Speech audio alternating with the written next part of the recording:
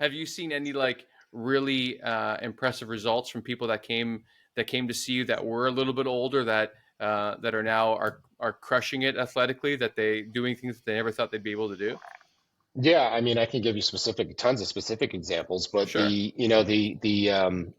a general thing, what I tell people is when they come in and let's say, I'll give this because that's the time with a specific person. The low-hanging fruit is low back pain. Low back pain is the most common thing. It's the second leading cause for people to call out of work next to the common cold. All right, Wow. low back, you're not hard to find people low back pain. And when people come in and say, "Oh, my back hurts because of," and they'll start the laundry list of excuses and blame game Mm, because of my mattress, because of my office setup, because of what I do at work, because of lifting too heavy, or because of an old football injury. They'll go through this whole list of things of why they think their back hurts. And I'll say to them, "What have you done to not make your back hurt?" And they'll go, "What do you mean?" I said, "Have you done anything specifically to not make your back hurt?" And they'll go, because you're giving me a lot of reasons why what are things that you do to make it hurt, but you haven't given me a whole reason what you've done to not make it hurt. Like, do you do regular mobility work? Do you know what areas that you need to work on? Do you have yeah, like, and so that's a reframing of it to say, okay, that's well, if, amazing. and so it's like, okay, well, no kidding, your back hurts. Well, you're not doing anything to make it not hurt. It's the same reason why if I go out and try to golf and I stink at golf, you know why? Because I don't practice golf. I should stink at golf.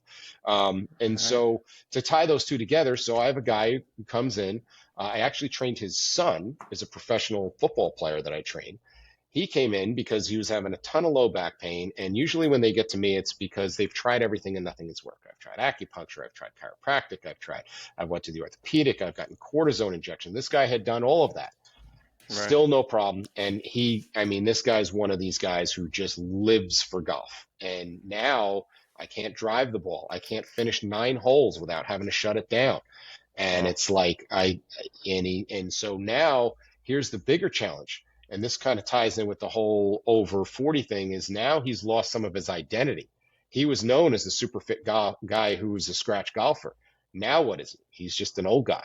And so I got to change all that. And that's the first place where we start, and then get him to gradually change. Now, it wasn't like he comes in. I'm not the guy you come in and you're going to lay on a treatment table and I snap my fingers and do some voodoo and you're going to walk out and you're going to be 100% better.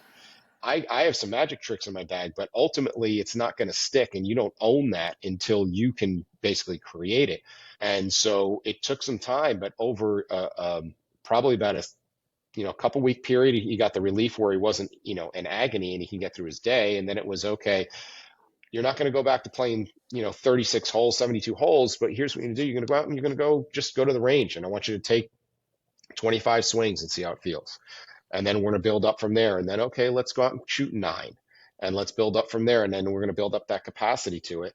And then also along the way, just understand that you're going to get a little frustrated because you're going to a game that you played for 50 years with a Mm, brand new body and a brand new nervous system that I just reprogrammed and rebooted.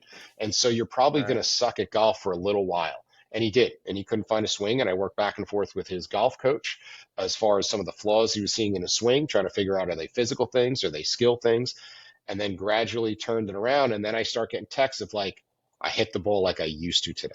And then it was, I played 9 like I used to today. And then it was, hey, I just shot 81. And Wow. now now this is a guy this isn't a, 35-year-old PGA Tour guy. This is a 75-year-old guy who's now playing golf multiple times a week. He's his fitness program, he's religious with. There's not a movement limitation that he has. There's nothing that I wouldn't give him in terms of exercise because he has any movement limitations. He sprints on the treadmill as far as part of his, our conditioning program. Um, 75? it's 75. He's doing sprint intervals on the treadmill. Holy shit. The other day we do, as part of kind of some of his testing, we came in and I was just finishing with another one of my clients who's in his 60s who still plays competitive tennis. He was Mm, doing one of the great tests for a lot of different things is a straight arm hang, right? Just double overhand grip at shoulder width and hang from a bar. And generally minimum is we look to get about 60 seconds. Tells me that you've kind of hit the mark there. If anything higher is just kind of bonus. And the guy who's in his mid 60s, hit like a minute 3. And the golfer that I'm telling you about was on deck. He was my next client after that. He's like, how long did he get? Like, I did it in minute three. I did it in minute three. He goes, I'm effing beating it. And he gets up there and he hung for like a minute and 20 seconds at 75. Wow. And Right. so, that's why I don't see, like, you tell me age is a limitation. I'm gonna introduce you to this guy.